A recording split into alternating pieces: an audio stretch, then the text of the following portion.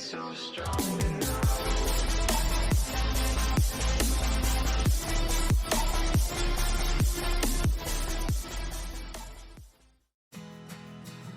Hi guys, welcome back. So I was gifted this giant can of pizza sauce, and it's kind of taken up a lot of space in my cupboard. And so what I'm going to do today is I'm going to take this giant can here and make it into more manageable jars, because when you make a pizza, you basically use, I mean, of course it depends on how big your pizza is, but I mean, obviously a person doesn't use this much at one time. So I'm going to can this today, and this is kind of a beginner's guide, I guess, to canning. This certainly isn't for the people that have been canning for 30, 40, 50 years, because y'all know what you're doing by now. But I'm thinking that maybe that this might be an easy way to get somebody started for canning, without the harvesting and stuff like that, because that takes time to learn, and you have to grow things, and not always though. I mean, you can go to farmers markets and stuff, but if you're in it for saving money and providing for your family, then yeah, you gotta know how to grow a garden and harvest it and prepare it for canning. But I figured, well, I've got this giant can here, and like I said, it's too big, so I'm just gonna downsize it into smaller jars, but they need to be canned to do that. So I'm gonna give you a little rundown of what your tools are that you're going to need for that. And I'm hoping that I figured it out right, but I believe that I needed 26 jars of 4-ounce jars. And so I went downstairs and I got those. You will see that they are clean, because I do run them through the dishwasher, obviously, after they've been used.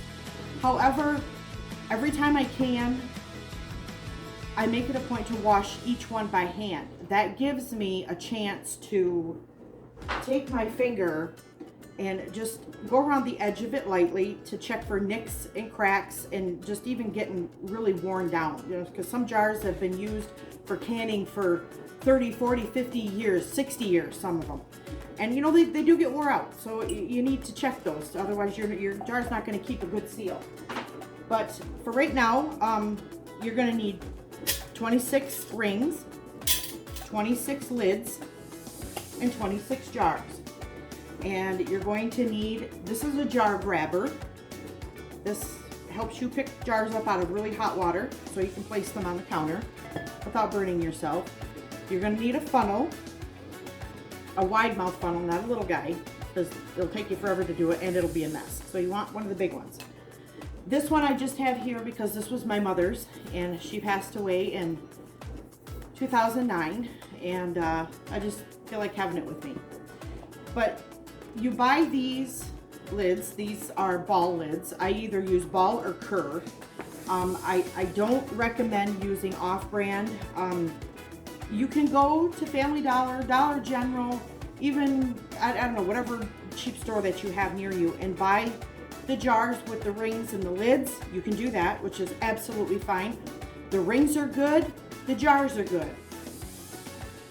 The lids are not good. You should not, I don't recommend it. I've heard a lot of horror stories coming out about those lids. They're not sealing, they buckle, they bend, they're just not good quality. And at the end of the day, you're trying to accomplish saving money. And if you have to go out and buy lids again because you didn't buy them in the first place, then it's just more work, because then you've got to reprocess everything. So, and then that can get to be a little discouraging, and then you get to a point where you're just like, oh, to hell with that, this is too much work, I don't want to do it. I don't want you to get to that point. So you can buy the jars at Family Dollar or Dollar General, and the rings, keep those, get rid of the lids. Buy either ball or Kerr lids. Okay, so now I'm over here at my stove. This is one of the very few times that you will ever see me using a different pan other than cast iron. You know that by now. But I'm gonna take this big old, because I need a big pot. So I'm gonna take this and I'm gonna pour all of this in here. And then I'm just gonna turn it on low. And then I'm just gonna scrape out as much as I can here, out of here. And then I'm just going to turn it on low and just leave it go for a little while. And then the next thing that I'm going to do after I get all this out of here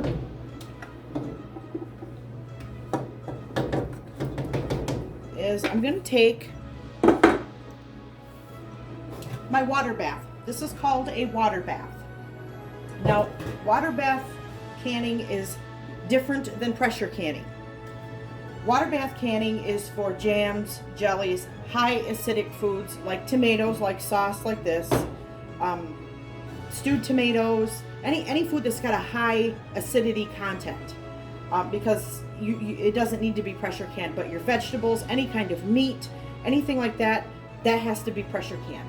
So this is called a water bath. Mine's pretty old, but it's hanging in there. These are called what my mom used to call the guts of it. And this is what your jars sit on when you're going to water bath. And this fits right on the edge of it to where you can put your jars in, and then you're going to put them down inside. And we'll go through that. But you want to put enough water in here so that when it starts to boil, it'll go at least 2 inches above your jars. So I'm going to go ahead and I'm going to fill that up. And there's also another little tip that I'm going to tell you is that we have hard water where we live. And so if I just boiled my jars in the water, they would become chalky and etchy looking. And I don't like that look. It's kind of icky. So to stop that and prevent that from happening, I'm going to put a couple of tablespoons of white distilled vinegar in it, and it's going to stop that from happening altogether. Okay, so I've got my water inside of my canner here, and I've got my guts sitting on the side, because this is where jars are going to sit into. And I'm just going to go ahead and I'm going to take just a capful of vinegar. That's all it's going to take to stop that etching from happening. Not a lot at all. And I'm going to put the lid on it, and I'm going to turn it on to low. I want it on low because I just want to keep it nice and hot, but not boiling yet. Same thing with this. I want it to start getting warm, but I don't want it to be boiling and making a mess yet. That stops the mess. So now I'm going to go over and I'm going to start washing my jars, and I will show you how I do that. So you will notice that I have quite an old sink, and I got it on a marketplace for free. There wasn't a chip in it, and it was just in perfect condition until I dropped a bowl on it, and now I've got a big chip in it. So I'm gonna have to redo the whole thing and get it back to normal. But I like this style of sink because I do a lot of canning. They were very popular back in the day because of that, and you know, it kept the water from getting all over everything. And that is still true today. But I do a lot of canning, and I need this space. And so I took out my more modern sink, and I put this in here because this is beneficial to me. Because I do can on a large scale. Okay. And I'm just going to go ahead and throw some Dawn dish soap in here. And I'm just going to start dropping my jars in. And I'm going to leave this on completely hot water, no cold at all, because I want them to soak a little bit. Even though they are clean from being in the dishwasher, I'm just going to let these rest inside here for a little bit. And everything needs to be clean. Your lids, your rings, your jars, everything. Now, I sterilized this side with my Clorox cleanup. Now, because I touched it with my hand, I'm going to go through and I'm just going to give it a quick spray again. Because when it comes to canning, you want to make sure that everything that you're using, touching, is sterile. As sterile as it can be. Because you don't want bacteria getting into your canning that you just did, and then it go bad because, you know, there was bacteria left in it, or transferred into it from not having either a clean rag or a clean jar, a clean lid, or something like that.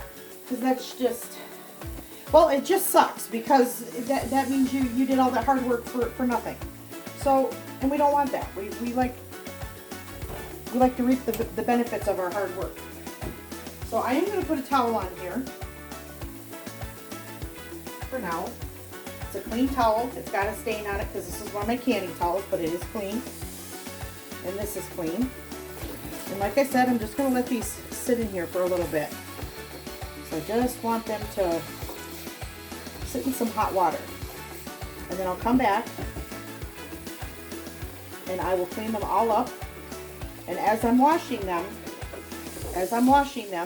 I will do it like this.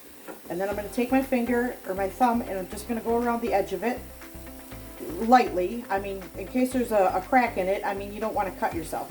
So just go lightly around it, very lightly. And you'll be able to feel if there's a nick or a crack or some kind of delamination or something that just doesn't feel right. So, and that's why I like to wash them by hand. That way I don't lose anything due to my fault. So these are good. I'm going to let those sit for maybe about a half an hour in that hot water. And I'm going to go and sit down and have me a cup of coffee. Because things are about ready to get busy in here. So now we're on to a different part. My jars are clean. They look great. And now I'm just going to go ahead and I'm not going to touch the rims. I'm just going to go ahead. I'm going to sit them upright in my roasting pan. I'm going to fill my pan, both of them, and I'm going to put these in an oven, a 200-degree oven. I'm just trying to keep them warm, and the reason why we do this is it's the concept of if you take something that is very hot and you plunge it into something very cold, it's going to break and crack. So keeping them heated prevents this from happening most of the time. So this is why we do this. And it also helps to keep them sterilized. Canning itself is not difficult. It's the preparation to canning that's the difficult part. It's you got to prepare for it. And I would normally do this the night before. I wouldn't just do this all in one day, not normally. But since I had nothing really going on today, and I had that monstrosity of pizza sauce in my cupboard, I thought, well, I might as well. All right, now we're in, and I'm gonna go put these in the oven. And they're just gonna hang out in there until they're ready to fill. All right, now you remember these two have been on low the whole time that we've been doing our rings, our jars, and our lids. And I tasted this, which, I mean, it's not bad. It's okay, you know, for what it is. I mean, it's nothing to write home about, but I'm just going to go ahead and I'm going to add a little bit of oregano and basil to it. It just needs a little help, that's all. It's not bad. No, not that side. Let's do this side. Here we go.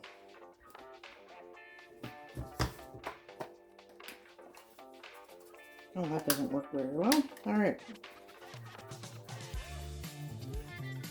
And now I'm going to go ahead and I'm going to turn this up to medium. Because now I want it to start getting warmer.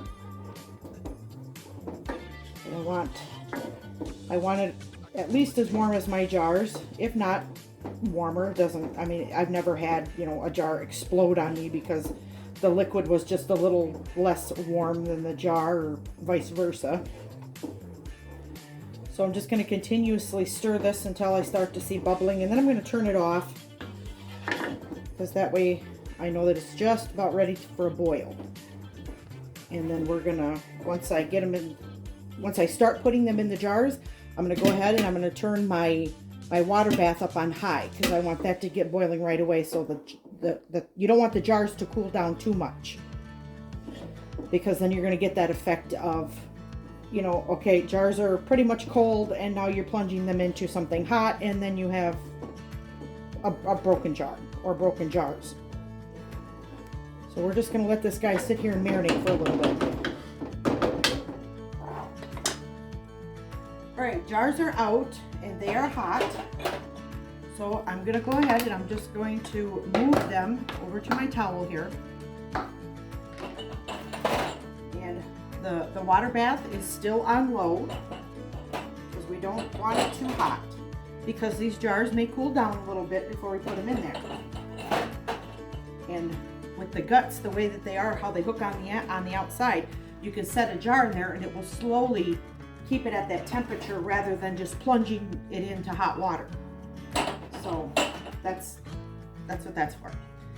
So now we're going to take our funnel, set it in there, and I'm going to move this monstrosity over here. And they say cast iron's heavy. I beg to differ. Okay. Shut that off. See, we're steaming. Nice and hot. And we're gonna just fill our jar, and you're gonna leave about 1 inch of headspace. And what that's for, and that's just about to the bottom of the ring. The bottom of the, it's hard to tell, but right here. You want about 1 inch of space there. That way, while it's boiling, it won't overflow. And when you put your lids and your rings on, these are hot too. Just gonna fish one out of here. So when you put these on here, you want to make sure, that it's clean. And what I do is take a rag and wipe the edge of it, just in case you got something on it, because if there's anything that is stuck up to the rim, you're not going to get a good seal. So you just go around it lightly like that, make sure that there's nothing, no debris or anything on it, and you're just going to set your lid on there gently. And then you're going to take one of your rings, and you're going to screw it on there, but you're not going to tighten it down real. You just want it tightened to the touch, just to where it just screws on there. Because what you need to do is as it's boiling, there's air bubbles in there, and they need to escape so that it can seal properly. So if you go too tight, the air can't get out of it, and then you're going to end up with a mess. If you go too loose, then it's going to still come out to be a mess, because everything's going to leak out of it. So when you put it on, you just want to do this. When you're putting it on, that is hot. You're putting it on like that. Just get it on there like that, and just barely put it on. Not barely, but you get it. Just put it on there so that you know it's going to stay on there. I dripped on this one, so I'm going to go ahead and just wipe that off with my clean rag.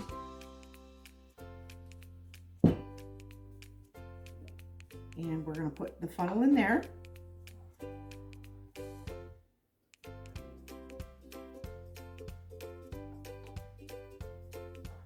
Leave that 1 inch of headspace. They have tools that you can buy that can help you with that. They also have a magnetic thing that you can buy to, I got a little bit of sauce there on the side. Make sure I get that off. I know this seems like a lot of work, and it's only in the preparation that it's a lot of work. I'm just going a little bit slower, but once you hit your groove, it's like that. It's just second nature. It's just second nature. And it'll go quite quickly. And after I get these done, I'm gonna show you how I'm gonna put them in the pot, and then I'm gonna drop them, and then we will wait about 10 minutes for it to boil, or water bath it. And then we're gonna lift them out of the pot and take our grabbers, and we're gonna set them down to cool. And so, but I need to get this done right now. I'm putting my last couple of jars in, and see how we still have them sitting on top. We're not submerged yet. Go ahead and put him in there, and maybe move him over a little bit, because I got this little guy here that I'm going to put in there too. It's always nice to have littler ones just in case there's some left. You don't want to waste anything. Okay, get in there. Come on, move over. There we go. So now that they're in there, but they're in there at different times. So they're not all the same temperature. So I'm going to leave these sit for a few minutes like this so that they all can get to be the same temperature. And then once that happens, once I'm satisfied, you know, that it's happening and everybody's the same, then I'm going to go ahead and I'm going to lift both sides and then drop it down into the water. And I'll try and show you that. Okay, I've turned my burner up on high now. And now I'm getting ready to drop them. Even though they're not boiling yet, I don't want to wait until they are boiling. I want to be able to put the top on it before it starts to boil. So we're going to go just lift it up like this. Gently drop it down in. Fold the arms in. They usually fold in pretty easily. And then put your top on it. And then once it starts to boil, start your countdown from, I would say, anywhere between 10 and 12 minutes of a roaring boil that's happening, because that's what you need. Okay, we are now boiling.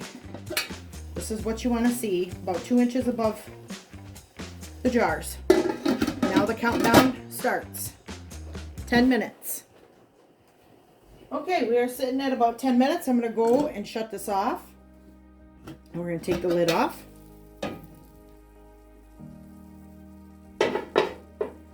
Now, to be safe,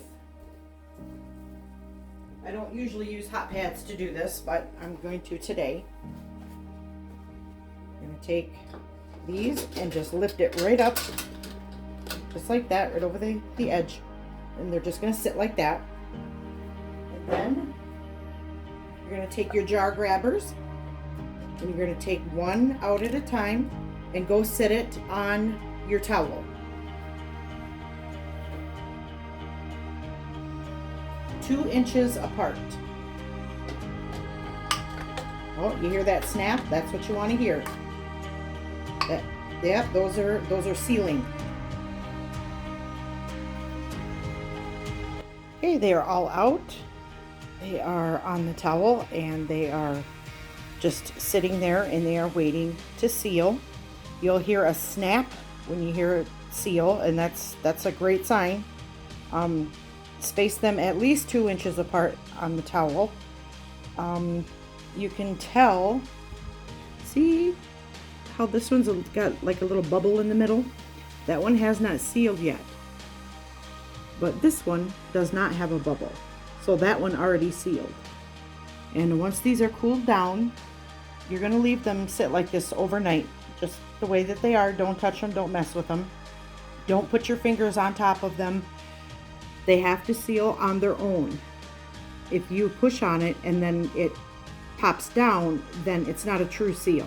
And you're going to end up with a bad product. I was just hoping one of them would seal while I was... Ah! Yay! It happened. Yay! That's a beautiful sound to somebody that's canning. So cool beans, everything is sealed. Everything's completely cooled off and sealed. Everything snapped. And now all that's left to do is, some people leave the rings on, some people take them off. I choose to take them off. And you know, you might have a little bit of a water spot on it, so I take a damp rag and just kind of wipe it off a little bit. Give it a little shine, let it dry for a minute. And then all that's really left is to take it down to the pantry and put it on the shelf and have it for later. I grossly misjudged how many jars I was going to need because I didn't figure in the volume. I went by liquid ounces and not how thick that this was going to be. So I ended up with a lot less jars. So I kind of made more work for myself. But hey, I've got some sterilized jars now, right? But anyway, they'll just go back down there and they'll be used at a different time. And now that everything's cleaned off and I'm going to take my rings off, I'm just going to write the word pizza on the lid, 22. And some people use labels. I only use labels if I'm going to be gifting a jar. Otherwise, I find them to be a huge pain in the ass to get the stickers off them. And it's just not worth the hassle. Just write it on the lid. You know, I mean, it's a lot easier. A lot easier. Well, that is going to conclude this episode of Beginners Canning. I'm hoping that I didn't confuse anybody too awfully bad.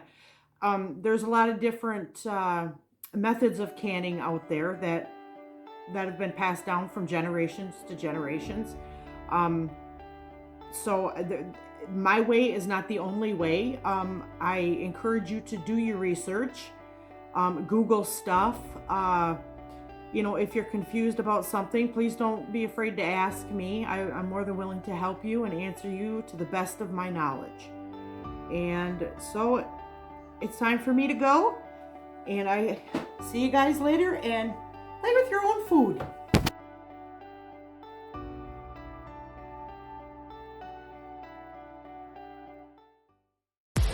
So strong.